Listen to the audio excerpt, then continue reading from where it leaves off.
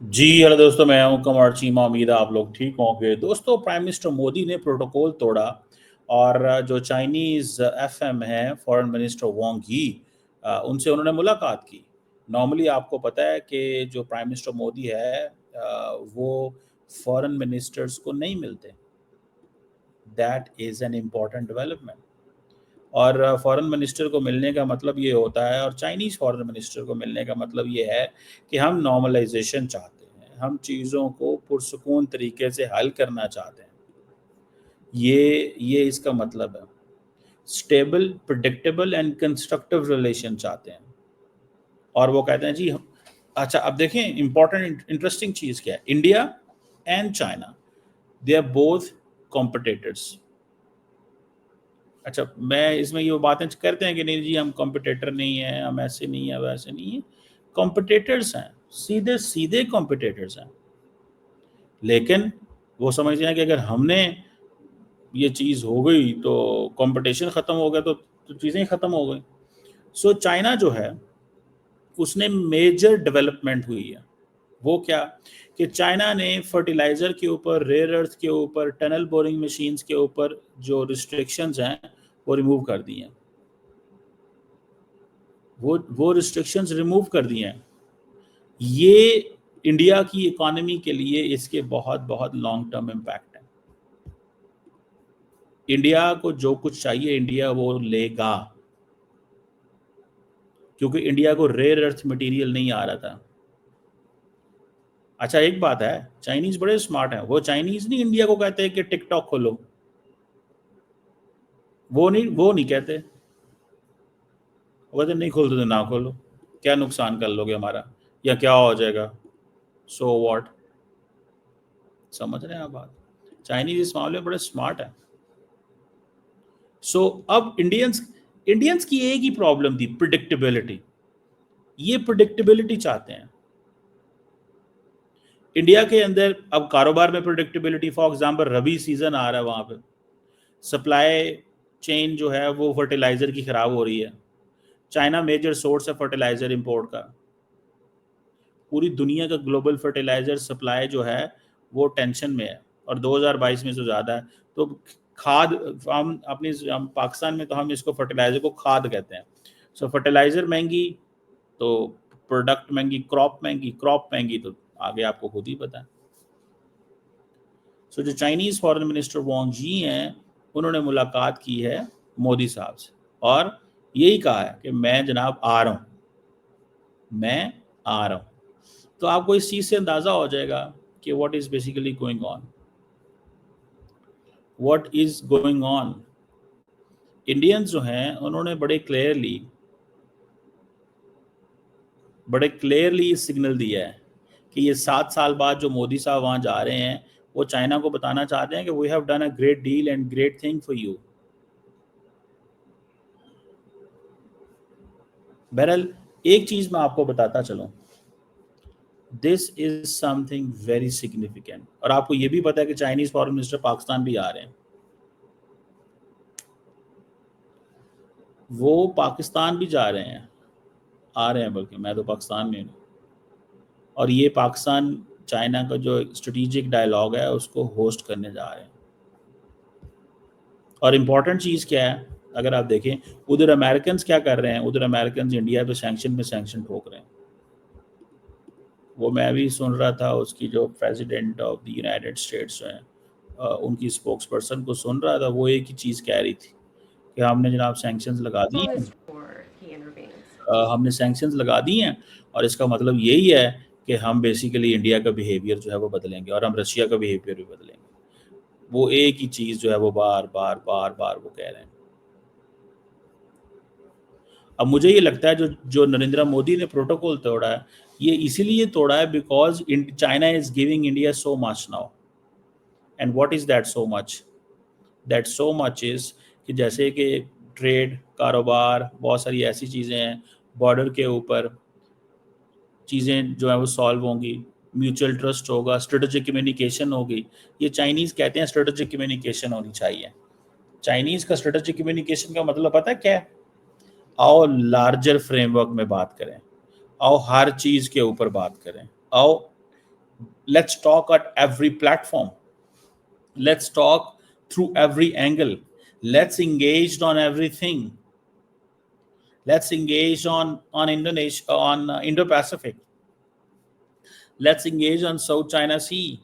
Remember, Chinese को इस चीज का पता है कि अभी से थोड़ा अरसा पहले फिलिपाइन के प्रेसिडेंट आए थे और वो ब्राह्मोस मिसाइल खरीद रहे हैं, कुछ खरीदे हैं, कुछ और पेमेंट दे के गए हैं, इंडिया उनको क्रेडिट भी दे रहा है। सो एट द सेम टाइम जहां पे इंडिया चाइना से ताल्लुकात को ठीक करना चाह रहा है, इंडिया चाइना के एडवर्सरी को असला भी बेच रहा है कि तुम चाइनीज के ऊपर हमला कर लेना जरूरत पड़ने पे, चाइनीज पे हमला कर लेना जरूरत पड़ने पे। आपको याद है थोड़ा अरसा पहले यहाँ पे जो आए थे फिलिपाइन की जो प्रेसिडेंट आए थे, वो क्या था, that was a clear signal था ना कि हाँ भाई जो करना है करो, तुम लोग जो तुमने करना है करो, we don't care about this.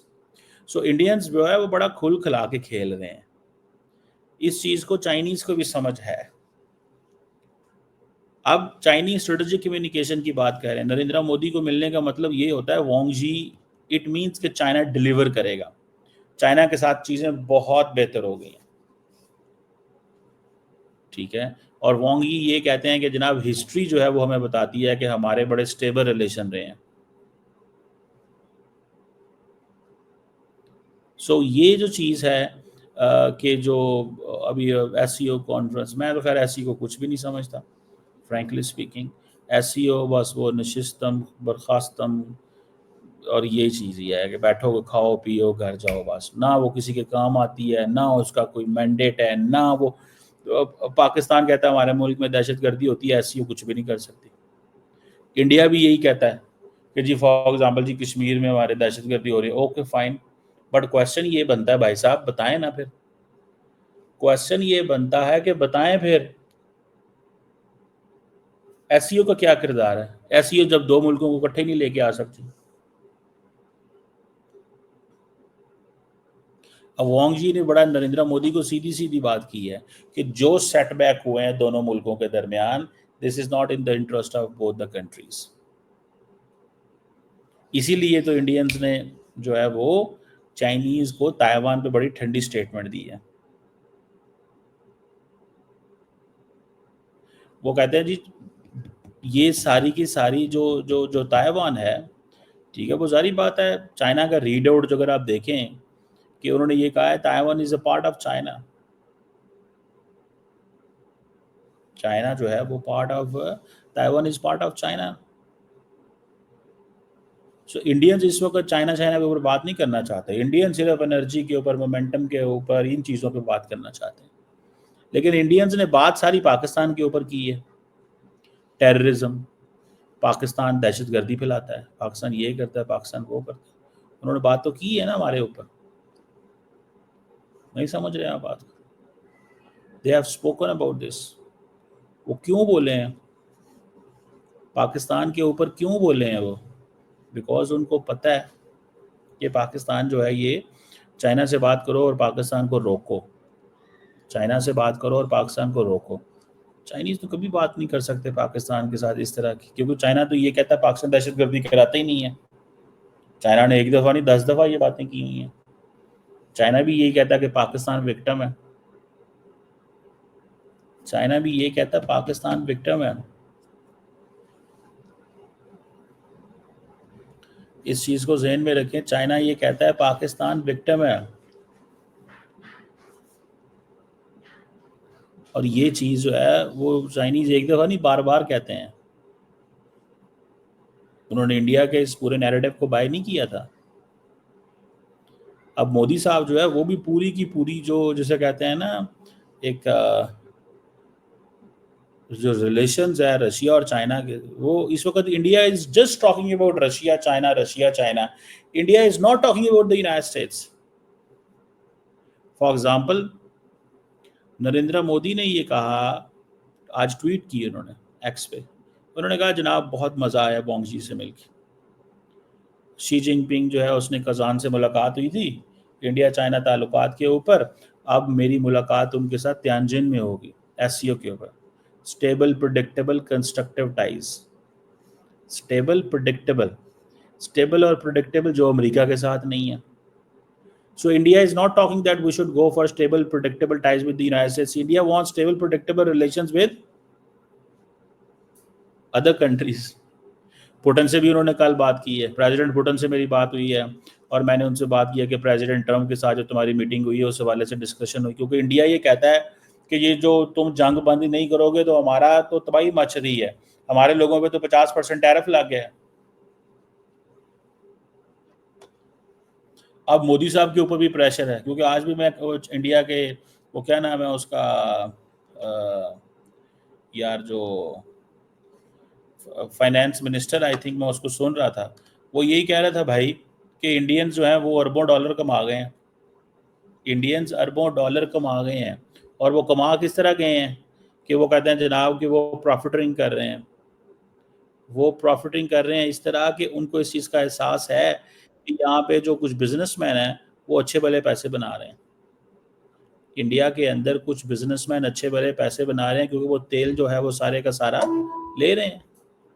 ये चीज़ जब इंडियन सुनते हैं, इंडियंस को चढ़ता है गुस्सा, और फिर मोदी साहब के लिए भी मुश्किल पैदा हो जाती है, क्योंकि वो कहते हैं जी ये मोदी के दोस्त हैं सारे, अदानी एंड अंबानी। समझ रहे हैं? ये सुनिएगा, let I brought this. Administration has done has tried to make it tougher for Russia to be able to sell its oil. It cracked down pretty tough on India, which is importing a lot of Russian oil, but not so much when it comes to China. Is China in the wrong for importing so much Russian oil as well? I think they import just as much as India does. Oh, well, let's go back and look at the history, though, Becky. And look, China importing it is suboptimal. But if you go back and look pre-22, pre-invasion, 13% of China's oil was already coming from Russia. Now it's 16%. So China has a diversified input of their oil. If you go back and look now, I believe India had less than 1% of their oil, 1%, and now I believe it's up to 42%. So wow. India is just profiteering, or they are just profiteering. They are reselling. They made $16 billion in excess profits, some of the richest families in India. So this is a completely different thing. Like this Indian, what I would call the Indian arbitrage, buying cheap Russian oil, reselling it as product, has just sprung up during the war, which is unacceptable. Mr. Secretary, just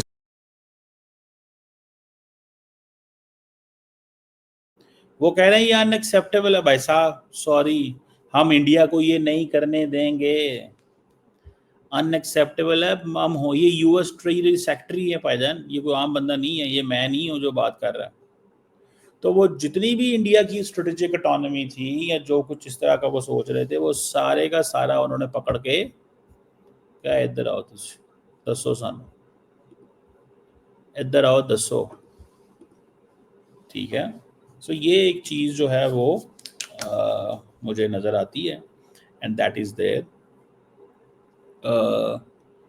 एक तरफ मैं देखता हूँ कि ये stable partnership की बात करता है इंडिया, जो उसको चाइना के साथ मिलेगी, stable, reliable, constructive.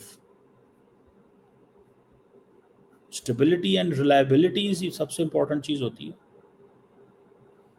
Stability, predictability and constructive partnership. और रशिया और चाइना से वो बात कर रहे हैं, अमेरिका से तो वो बात ही नहीं कर रहे हैं।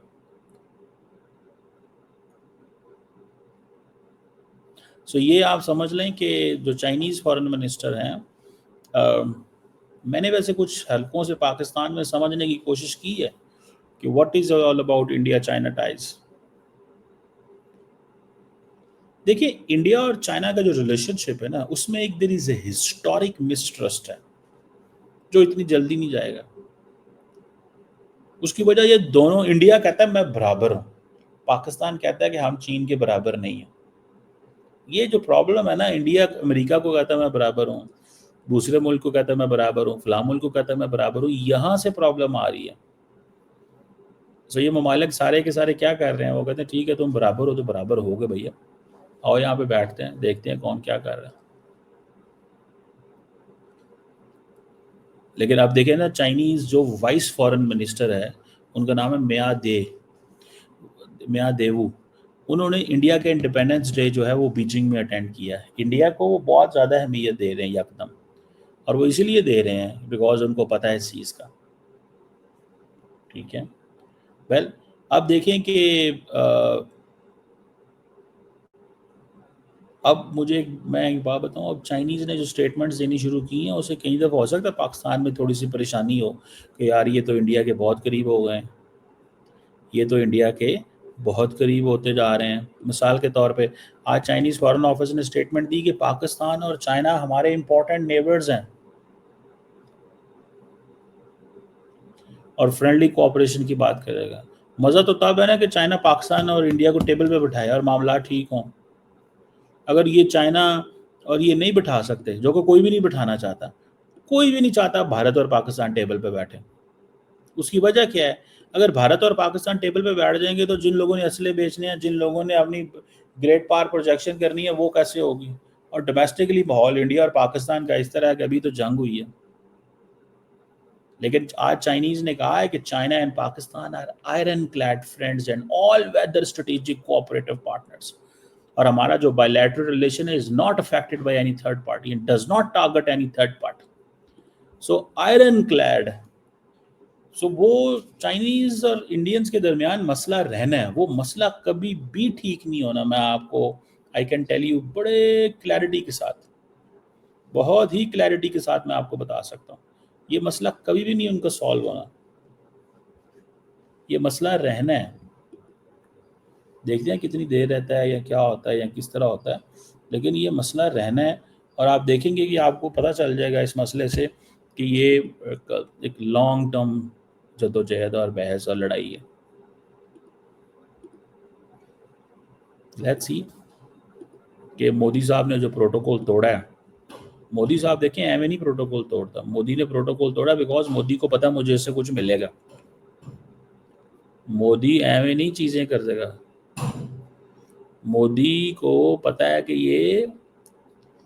ये चीज़ें उसको पता है कि मुझे इससे कुछ मिल रहा है, तो मोदी साहब ने इसलिए प्रोटोकॉल तोड़ा।